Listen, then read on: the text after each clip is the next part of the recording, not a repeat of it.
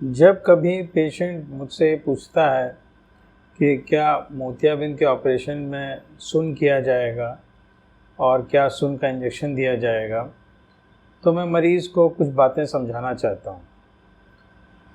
किसी भी ऑपरेशन में अगर ऑपरेशन के दौरान दर्द ना हो, इसके लिए बेहद ज़रूरी है कि अच्छे से व्यक्ति का वो अंग सुन कर दिया जाए जिस अंग का ऑपरेशन होना है। तभी ये संभव है कि बिना किसी संवेदना, बिना किसी पीड़ा के ऑपरेशन हो सकता है। तो सुन करने का या बेहोश करने का जो तरीका है उसको हम लोग कहते हैं एनेस्थीसिया।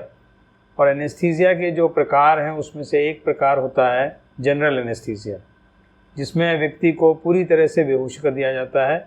उसे उस समय ना होश रहता है, ना वो उस समय कोई चीज़ महसूस करता है, ना उसे कोई चीज़ सुनाई देती है, और उस दौरान उसके साथ जो भी कुछ हुआ ना उसे याद रहता है।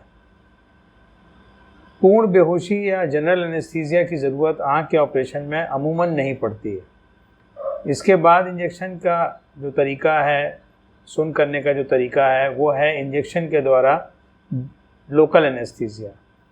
मोतियाबिंद के ऑपरेशन में आज से 10 साल 15 साल पहले तक यही तरीका प्रचलित था, जिसमें एक सुई के द्वारा लोकल एनेस्थेटिक सॉल्यूशन, जो सुन करने की दवा है, उसको आँख के नीचे पलक के थ्रू इंजेक्शन के माध्यम से डाला जाता था, जिससे कि आँख सुन हो जाती थी। फिर पेशेंट को कुछ भी महसूस नहीं होता था और ना ही उसे आँख से दिखाई देता था।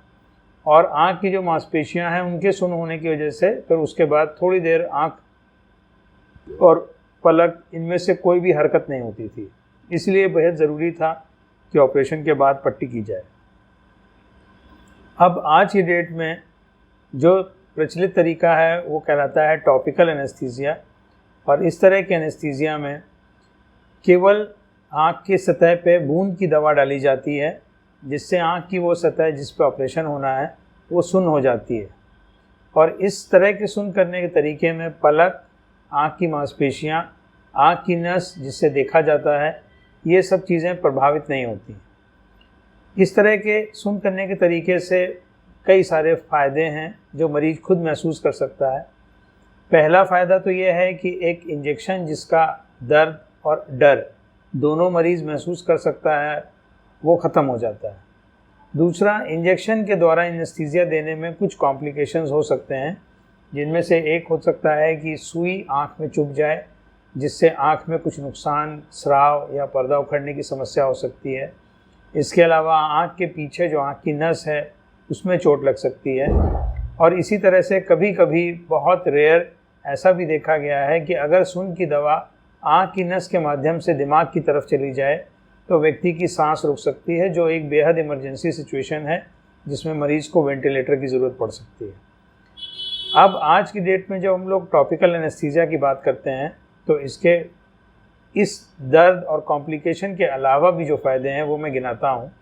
पहला तो ये कि जैसा कि मैंने बताया कि पलक और मांसपेशी और आँख की नस में सुन का कोई प्रभाव नहीं होता, तो मरीज़ का जब ऑपरेशन हो जाता है तो मरीज़ को बिना किसी पट्टी के ऑपरेशन के बाद घर भेजा जा सकता है और उसे आँख से दिखाई देने लगता है। और इस वजह से आँख की पट्टी नहीं की जाती, आँख से दिखने लगता है, मरीज़ अपने सारे काम तुरंत कर सकता है। और मरीज़ जैसा कि महसूस करते हैं ऑपरेशन के बाद, और रोशनी की जांच जब की जाती है तो ऑपरेशन के ठीक बाद मुश्किल से 15 मिनट लगता है और रोशनी में पूरा लाभ आ जाता है। अतः आज की डेट में टॉपिकल एनेस्थीसिया ही मोतियाबिंद के लिए बेस्ट चॉइस है।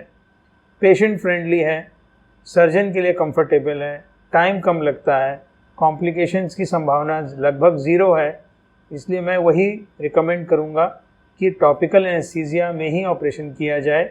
और इससे समय की भी बचत होती है, क्योंकि जब सुन का इंजेक्शन दिया जाता है तो मरीज़ को लगभग 10 से 15 मिनट तक सुन का असर आने के लिए रोकना पड़ता है। अगर ना रोका जाए और सुन का असर पूरा ना आए तो सुन का असर पूरा ना होने से ऑपरेशन के दौरान तकलीफ़ भी हो सकती है और ऑपरेशन में बिगड़ने की संभावना रहती है। अतः topical anaesthesia is the correct choice for present day cataract surgery.